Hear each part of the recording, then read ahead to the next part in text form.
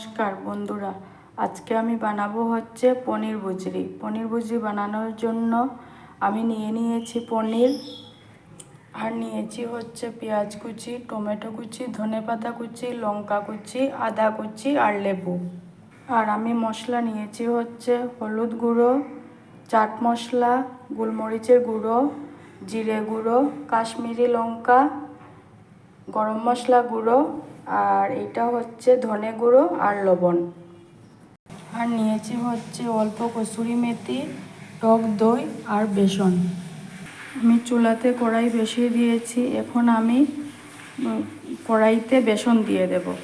আমি এখন বেসনটা একটু ভেজে নেব।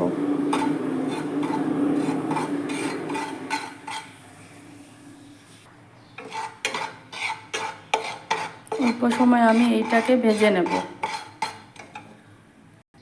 আমার বেসন ভাজা হয়ে গেছে, এখন আমি এটাকে নামিয়ে নেব। বেসনগুলো আমার নামানো হয়ে গেছে। এখন আমি পনিরগুলো গ্রেটারের সাথে গ্রেট করে নেব।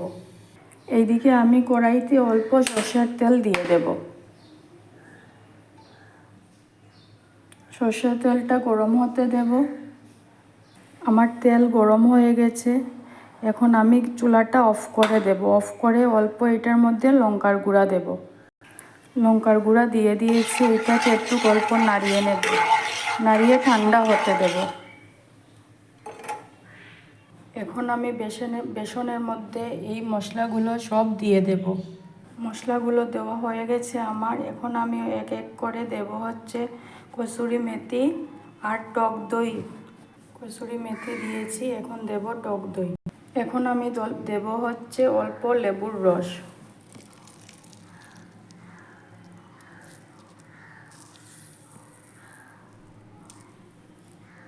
আর দেব হচ্ছে এই তেলটা।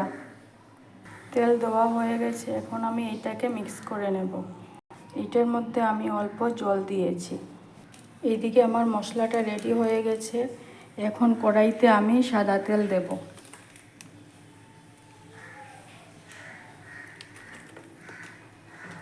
সাদা তেল দিয়ে দিয়েছি। এখন আমি কড়াইতে বাটার দেব।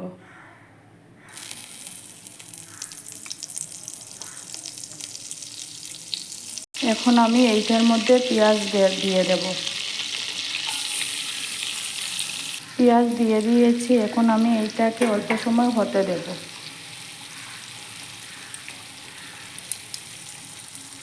পেঁয়াজ অল্প ভাজা হয়ে গেছে। এখন আমি এইটাতে আদা দিয়ে দেব। আদা দিয়ে অল্প নাড়াচাড়া করে এটার মধ্যে আমি টমেটো কুচি দিয়ে দেব।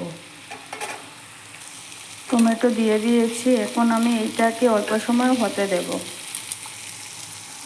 এইটার মধ্যে অল্প আমি লবণ দিয়ে দেব। এইটা আমার প্রায় হয়ে গেছে।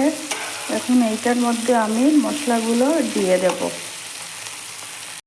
মশলাগুলো দেওয়া হয়ে গেছে আমার। এখন আমি এইটাকে অনবরত নাড়াতে থাকবো, না হলে বেসন আছে কড়াইতে লেগে যেতে পারে। এটাকে আমি অনবরত নাড়াতে থাকবো। এখন আমি এইটার মধ্যে অল্প জল দিয়ে দেব। জল দিয়ে নাড়াতে থাকবো। এখন আমি এইটার মধ্যে ধনেপাতা কুচি আর লঙ্কা কুচি দিয়ে দেব। দিয়ে অল্প সময় এটাকে আরও হতে দেব। এখন এইটার মধ্যে আমি 2 কাপ পরিমাণ জল দিয়ে দেব।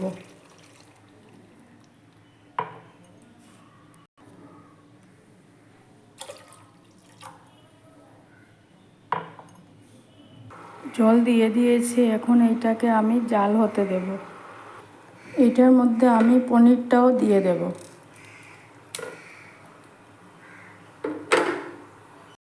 পনির দিয়ে দিয়েছি। এখন আমি এইটাকে হতে দেব।